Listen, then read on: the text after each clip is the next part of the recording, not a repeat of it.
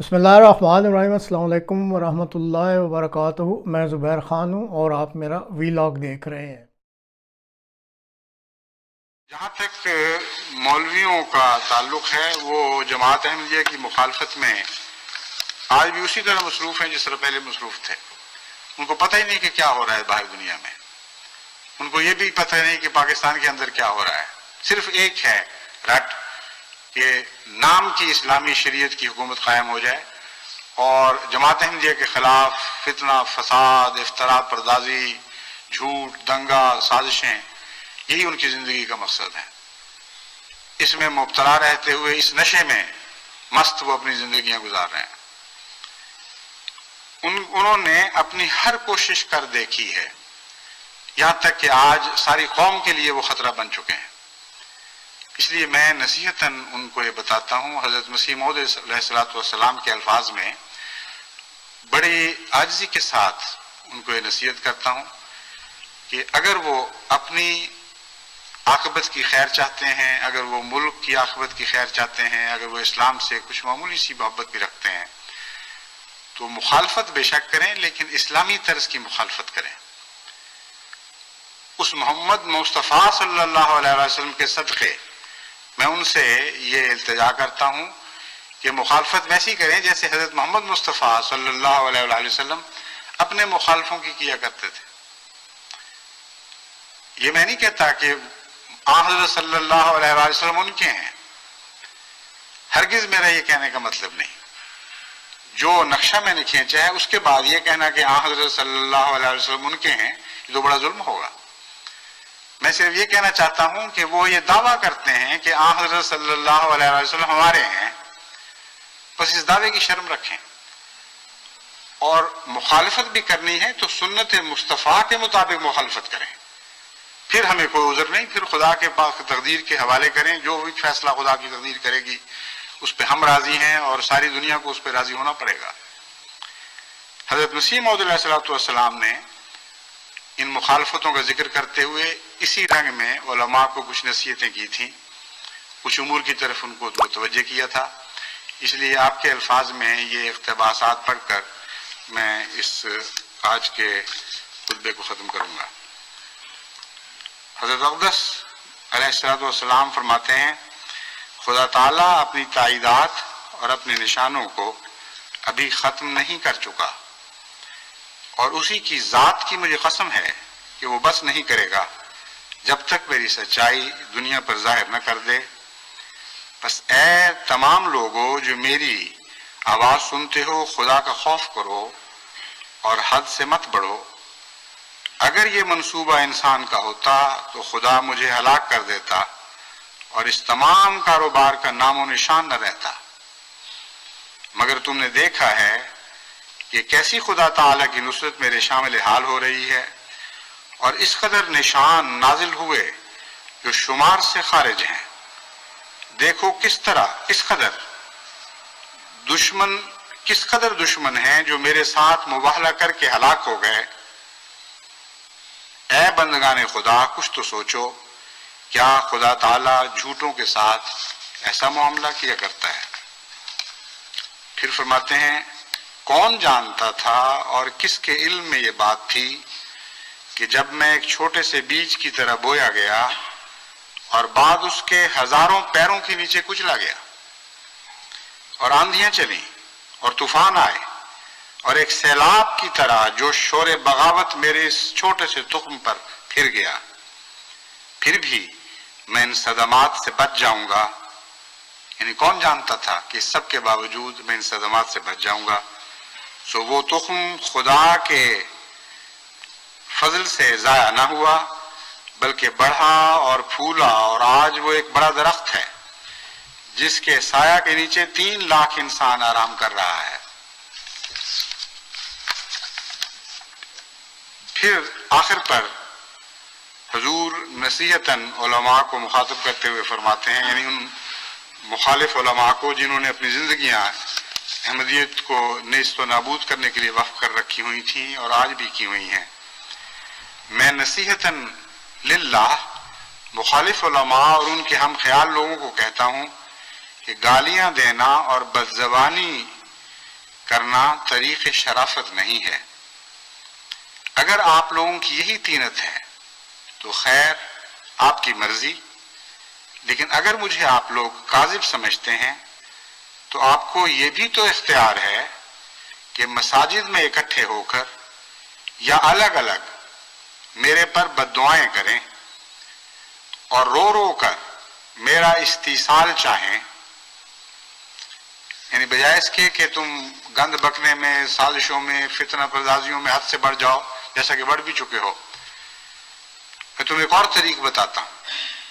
اگر تمہیں خدا پر ایمان ہے اور خدا کی خاطر تم مخالفت کر رہے ہو تو دعاؤں سے کام کیوں نہیں لیتے؟ مسجدوں سے نکل کر گلیوں اور گھروں میں فساد برپا کرنے کی خاطر جو بھڑک بھڑک کے نکلتے ہو، واپس مسجدوں کو لوٹو اور مسجدوں میں خدا کے حضور سجدہ ریز ہو جاؤ اور دعائیں کرو کہ اے خدا، یہ وہ شخص ہے جو ظالم ہے، جس نے ایک ظالم جماعت پیدا کی ہے اور جو تیری دشمن لوگ ہیں، ہم بھی ان کے دشمن تیری خاطر ہیں، بس تو ہماری مدد فرما اور ان کو نیست و نابود کرنے میں آسمان سے کارروائی کر، کیونکہ ہماری زمین کی کاروائیاں تو بالکل ناکام اور نامراد ہو چکی ہیں۔ یہ مراد ہے کہ اس رنگ میں تم دعائیں کرو، استیصال چاہو، یعنی مجھے کلیتاً ملیا میٹ کر دینے کے لیے دعائیں کرو، جڑوں سے اکھیڑ پھینکنے کے لیے دعائیں کرو۔ پھر اگر میں کاذب ہوں گا تو ضرور وہ دعائیں قبول ہوں گی، اور آپ لوگ ہمیشہ دعائیں کرتے بھی تو ہیں، آپ لوگ ہمیشہ دعائیں کرتے بھی ہیں، لیکن یاد رکھیں کہ اگر آپ اس قدر دعائیں کریں کہ زبانوں میں زخم پڑ جائیں اور اس قدر رو رو کر سجدوں میں گریں کہ ناک گھس جائیں اور آنسوؤں سے آنکھوں کے حلقے گل جائیں اور پلکیں جھڑ جائیں،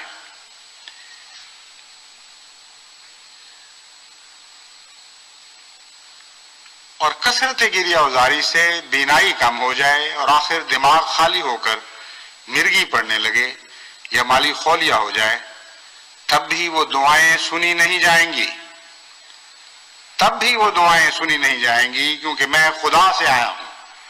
جو شخص میرے پر بد دعا کرے گا وہ بد دعا اسی پر پڑے گی، جو شخص میری نسبت یہ کہتا ہے کہ اس پر لعنت ہو، وہ لعنت اسی کے دل پر پڑتی ہے مگر اس کو خبر نہیں۔ بس یہی ایک طریق رہ گیا ہے۔ علماء کی سرشت کو میں جانتا ہوں، اور باوجود اس کے کہ یہ نصیحت جس طرح حضرت اقدس مسیح موعود علیہ السلام نے کامل خلوص سے للہ کی تھی، میں بھی اسی طرح عاجزانہ غلامی کے رنگ میں حضرت مسیح موعود علیہ السلام کی پیروی کرتے ہوئے اسی طرح خلوص اور عجز کے ساتھ اور تقویٰ کے ساتھ کر رہا ہوں۔ لیکن جیسا کہ میں نے بیان کیا ہے، ان علماء کی سرشت کو ہم جانتے ہیں، یہ اس طرح متوجہ نہیں ہوں گے اور شرارت سے کبھی باز نہیں آئیں گے۔ قوم پر جو بلا ٹوٹ جائے، جو قیامت گزر جائے، ان کو اس کی کوئی پرواہ نہیں ہے۔ انہوں نے اپنی ضد اور بے باکیوں سے باز نہیں آنا، اور اسی طرح یہ فساد اور فتنے میں مبتلا رہیں گے۔ لیکن میں آج یہ بھی ان کو بتانا چاہتا ہوں اور جماعت احمدیہ کو یہ خوشخبری دینا چاہتا ہوں کہ خدا تعالیٰ نے مجھے ایک عظیم الشان خوشخبری عطا کی ہے جس کے پورا ہونے کے دن آ چکے ہیں۔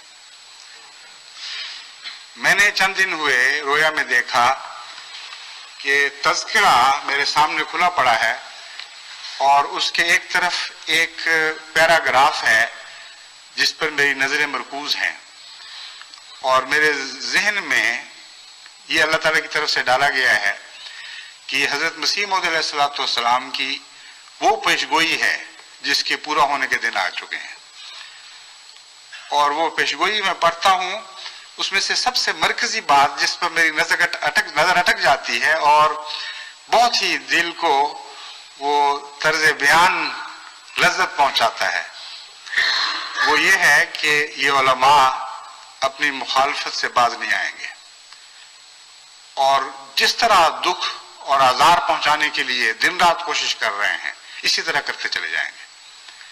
لیکن جس طرح خزاں کے موسم میں بھیڑوں کے ڈنگ جھڑ جاتے ہیں اور نیش زنی کرنے سے عاجز آ جاتے ہیں، یہ نہیں کہ ان کا دل نہیں چاہتا. پنجابی میں تو ہم ان کو دوگا کہا کرتے تھے. اردو میں مجھے علم نہیں، لیکن وہ الفاظ جو الہام کے وہاں لکھے ہوئے ہیں وہ دوگے کے لفظ ہی لکھے ہوئے ہیں. اور وہ الفاظ یعنی مضمون تو بالکل یہی ہے. الفاظ ممکن آگے پیچھے ہو چکے ہوں، ذہن میں پوری طرح وہ یاد نہ رہے ہوں. وہ یہ تھے کہ مولوی تو اپنی شرارتوں سے باز نہیں آئیں گے اور ڈنگ مارتے چلے جائیں گے، لیکن خدا کی تقدیر ان کو دوگا کر دے گی اور ڈنگ مارنے کی طاقت ان سے جاتی رہے گی. بس یہ وہ خوشخبری ہے جو میں دیکھ رہا ہوں کہ لازماً اس کے پورا ہونے کے دن آ رہے ہیں، کیونکہ اللہ تعالیٰ نے یہ خبر عطا فرمائی ہے. اور میں نہیں جانتا کہ حضرت مسیح موعود علیہ السلام کے الہامات میں ان الفاظ میں کوئی پیشگوئی تھی یا نہیں تھی، مگر جس رنگ میں خدا نے مجھے یہ خبر دی ہے یہ مضمون ضرور کہیں موجود ہے. بس ان مولویوں کو میں یہ کہتا ہوں کہ جو زور تم سے لگتا ہے لگاتے چلے جاؤ، دعائیں کرو، گریہ گزاری کرو، اور اس کی توفیق نہیں تو گالیاں بکتے چلے جاؤ، ہر قسم کی سازشیں کرو. مگر میرے خدا نے یہ فیصلہ کر لیا اور جماعت احمدیہ کے خدا نے یہ فیصلہ کر لیا کہ اس کی تقدیر تمہارے ڈنگ نکال دے گی اور جماعت کو بلاخر تمہارے آزاروں سے نجات بخشی جائے گی.